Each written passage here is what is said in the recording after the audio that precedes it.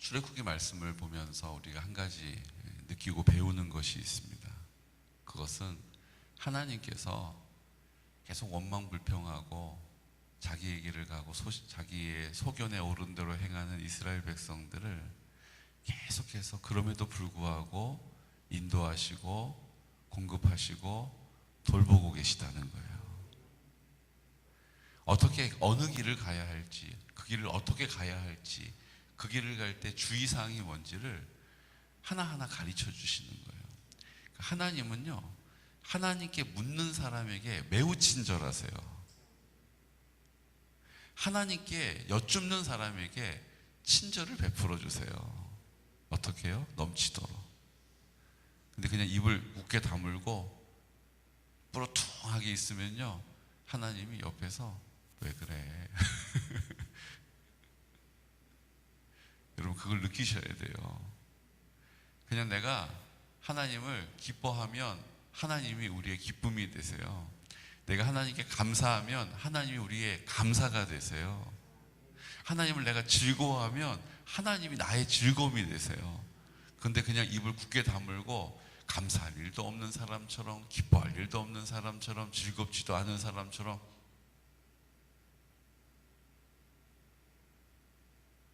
이러고 있으면요, 하나님이 옆에서 왜 그래? 왜 그래? 이렇게 말씀하시는 걸, 그게 들려야 돼요. 그게 들려야 돼요. 그래서 내가 이렇게 있으면 안 되겠다. 그래서 우리가 지금 하고 있는 게 뭐예요? 거울 보는 거예요. 거울 보는 거예요. 우리가 하나님 앞에서도 그래서 뭐 어떡하라고요? 이러고 있을 때가 많아요. 여러분, 제가 배운 것 중에 참 제 마음에 속 드는 게 있어요. 제 아내는 자꾸 저보고 표정이, 이렇게 얘기하고 있는 저 스스로도 자꾸 표정이 또 이렇게 이러고 있다는 거예요. 그래서 저보고 자꾸 옆에서 여보 하세요. 여러분 한번 해보세요. 네. 내 표정이 뭔가 이렇게 무미건조하다 싶으면 딱 생각하셔야 돼요.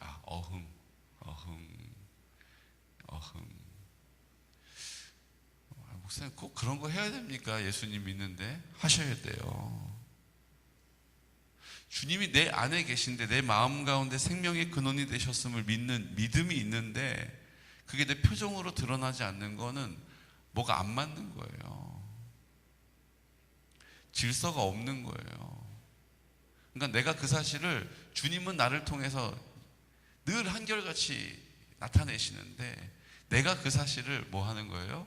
자꾸 잊어버리고 표정이 굳어지고 감사가 없고, 근데 사실은 어마어마한 감사를 누리는 거예요. 마치 불기둥 아래에서 그 따뜻함을 느끼면서 원망하고 있는 이스라엘 백성처럼 불기둥 아래에서 그 타는 듯한 장렬하는 태양을 주님이 그늘로 이렇게 지켜주시는 것을, 은혜를 누리고 있는 그 자리에서 원망불평하는 것처럼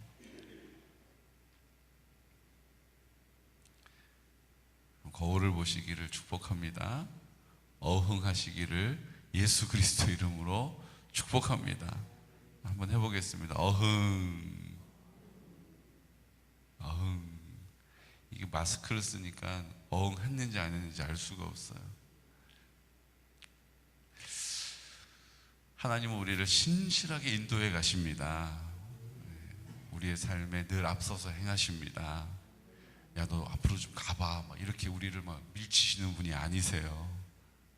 우리를 앞서서 인도해 가시는 분이심을 믿으시기 바랍니다. 그러니까 내가 세상을 향하여 눈을 뜨고 있을 때는 그분이 안 보여요. 그래서 원망하기도 하고 두려워하기도 하고 근심하기도 하고 초조해요. 조바심이 나요. 근데 주님께 믿음의 눈을 딱 뜨는 순간에 주님이 내 앞서서 나를 막 인도해 가시는 그 손길이, 그 걸음이, 그 얼굴이 보이기 시작하는 거예요. 그때 우리는 안심할 수 있습니다. 그때 안심할 수 있어요. 오늘 이스라엘 백성들은 그 하나님을 보지 못하고 자기의 문제에 골몰하다 보니까, 자기의 생각에 굳게 매여 있다 보니까 모세가 지금 하나님의 약속의 말씀을 받기 위해서 시내산으로 올라갔어요. 그런데 한 일주일이면 오지 않을까? 늦어도 한 2주면 오겠지라고 생각하고 있었는데 3주가 지났는데도 안 오는 거예요. 성경은 40일 주야로 그 시내산에 가 있었다라고 기록하잖아요. 그러니까 이제 40일 정도 되니까 이스라엘 백성들이 어때요? 조바심이 나기 시작하는 거예요. 모세 없으면 우리 어떡하지? 지금 바다 누리고 있잖아요. 모세가 시내산으로 올라간 40일 동안 만나 공급이 끊긴 게 아니에요. 모세가 다시 오면 그때 만나를 줄게, 메추라기를 줄게, 그때 되면은 불기둥을 줄게, 나는 모세를 통해서 일하니까, 이러신 게 아니잖아요. 모세가 지금 시내산에 올라가 있는 그 40일 동안도 만나는 어김없이 공급되고 메추라기는 어김없이 그 자리에 있었고 불기둥과 구름기둥도 마찬가지였어요.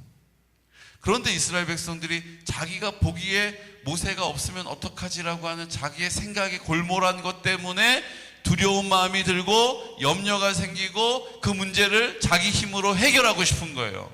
그래서 선택한 방법이 뭐예요? 아론에게 늑달같이 달려와가지고 우리를 인도해내는 신이 필요하니까 우리에게 신을 만들어내시오라고 아론을 겁박하기 시작하는 거예요. 그 기세가 얼마나 살기 등등했냐 하면 아론이요 한마디도 못하고 뭐라고 얘기해요? 그 말이 끝나자마자 잠깐만 있어 보라고, 얘가 연락을 좀 취해 보겠다고, 내가 전화 한번 해보겠다고, 이렇게 얘기할 여력도 없이 뭐라고 그래요? 너희들 가지고 있는 금고리를 다 빼어서 내게로 가져와라. 가져왔어요. 여지없이 그냥 가져온 거예요.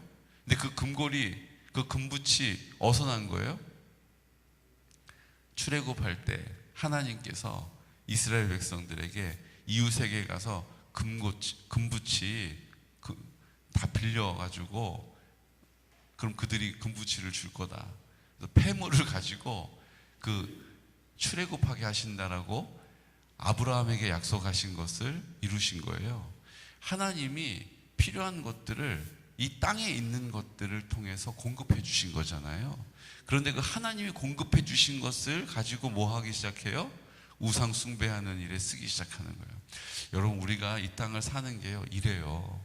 하나님이 주신 은혜를 하나님을 배반하는 일에 사용하는 우리의 연약함이 있어요. 여러분, 물질이 나쁜 게 아니에요. 돈 없으면 어떻게 삽니까? 뭐니 해도 뭐가 최고다?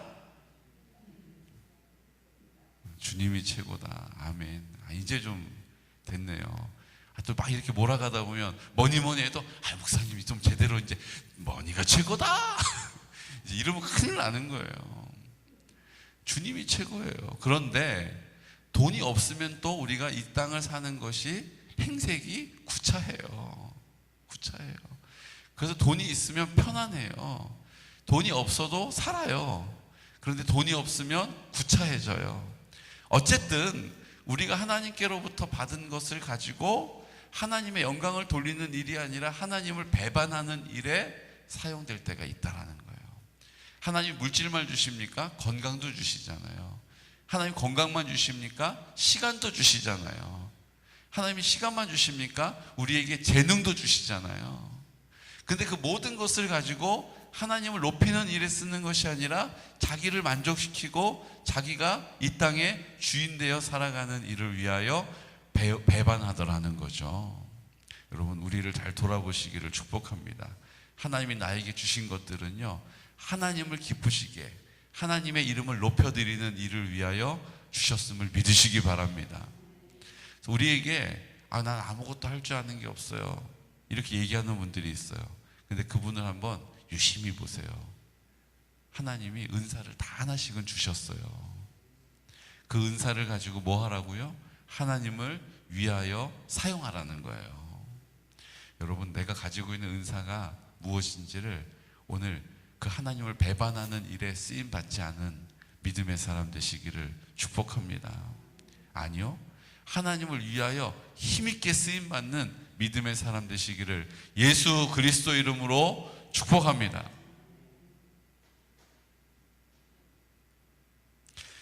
그리고 나서 아론이 그것을 녹여요. 그리고 그것을 성경은 뭐라고 얘기합니까? 조각 칼로 새겨서 송아지 형상을 만들었어요. 그리고 이 송아지, 금송아지가 우리를 인도하는 신이다 라고 얘기하면서 내일은 여호와의 절일이다 이렇게 선포해요. 여러분, 절일이 뭡니까? 맥추절, 유월절, 초막절, 이 절일이에요. 하나님을 온전히 높이는, 하나님을 기뻐하는 날이 절일인데, 그 금송아지가 나온 그 다음 날을 절일로 선포해요. 이쯤 와서 보면 아론은요, 형편없는 사람이에요. 아론은 상종 못할 사람이에요. 하나님이 사람을 잘못 보셨어요. 뒤로 가면요 더 웃겨요. 24절 말씀, 참 여러분 너무 놀라지 마시고 실망하지 마시고 24절 말씀 보세요. 내가 그들에게 이르기를, 누구요? 아론이 하는 말이에요. 금이 있는 자는 빼내라 한즉 그들이 그것을 내게로 가져왔기로 내가 불에 던졌더니 이 송아지가 나왔나이다. 참, 아니 뭐 잘못했으면 잘못할 수도 있죠. 그럼 아유 모세 잘못했어. 동상 내가 이제 다시는 안 그렇게, 내가 무슨 정신으로 그랬나 몰라. 아유 미안하이. 이러면 되는 일 아닙니까? 그런데 뭐라 그래요? 불같이 화내는 모세 앞에서 야 이러다가 모세한테 진짜 나 큰일 나겠다. 그리고 뭐라 그래요? 아 그 금부치를 불에다 던졌더니 그 송아지가 하고 기어 나왔다고. 말도 안 되는 소리를 둘러대요. 여러분, 이런 아론을 하나님이 어떻게 쓰세요? 나일강을 피로 만드는 데 사용하셨어요. 개구리가 튀어오르는 데 사용하셨어요. 그런 아론을 어떻게 쓰셨어요? 하나님이 이가 애굽 땅을 뒤덮는 데 사용하셨어요. 나는 하나님이, 우리는 이 정도 수준은 아니잖아요. 그래도 하나님께 감사하시기를 축복합니다. 우리 이 정도 수준은 아니잖아요. 그래도 양심은 있잖아요. 하나님이 우리를 쓰시지 못할 이유가 있어요, 없어요? 없어요. 하나님이 오늘 우리를 부르셔서 이 땅에 하나님의 나라를 이루는 일, 이 땅에서 하나님 나라를 살게 하시는 일을 위하여 우리를 부르신 줄로 믿으시기 바랍니다.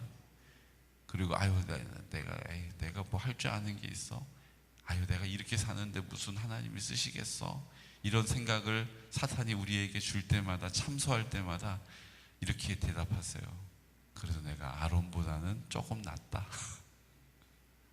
우리 노골적으로 우상 만드는 일 시키지 않잖아요. 금부치 가져오라고 얘기도 안 하잖아요. 그거 불에 던져가지고 조각칼로 그걸 빚어가지고 우상 만드는 일 정도는 안 하잖아요. 그래 놓고 그거 불에다 던졌더니 거기서 송아지가 으하고 나왔다라고 둘러대지도 않잖아요. 아론보다는 우리가 조금 낫잖아요. 하나님이 그런 아론도 끝까지 들어서 고쳐서 쓰셨어요. 완전하고 완벽해서 쓰신 게 아니라 하나님이 그때그때마다 고쳐서 쓰셨다고요. 근데요, 그 하나님이 그런 좋은 하나님이신데 오늘 참 7절 말씀 보세요. 32장 7절. 여호와께서 모세에게 이르시되 너는 내려가라. 내가 애굽 땅에서 인도하여 낸 네 백성이 부패하였도다. 완전히 하나님 마음이 상하셨어요. 지금 내 백성이라고 안 하고 뭐라고 하세요? 네 백성이라고 그러시는 거예요. 10절 말씀 보세요. 그런즉 내가 하는 대로 두라. 내가 그들에게 진노하여 그들을 진멸하고 너를 큰 나라가 되게 하리라. 나 이제 이스라엘 백성들 싹 다 진멸해 버릴 거야. 이렇게 얘기하세요. 여러분, 하나님 아버지의 마음을, 하나님이 무슨 피도 눈물도 없이 독재자가 아니시고 하나님이 마음이 강철 같아서 뭐라고 그래도 끄떡 안 하시는 분이 아니세요.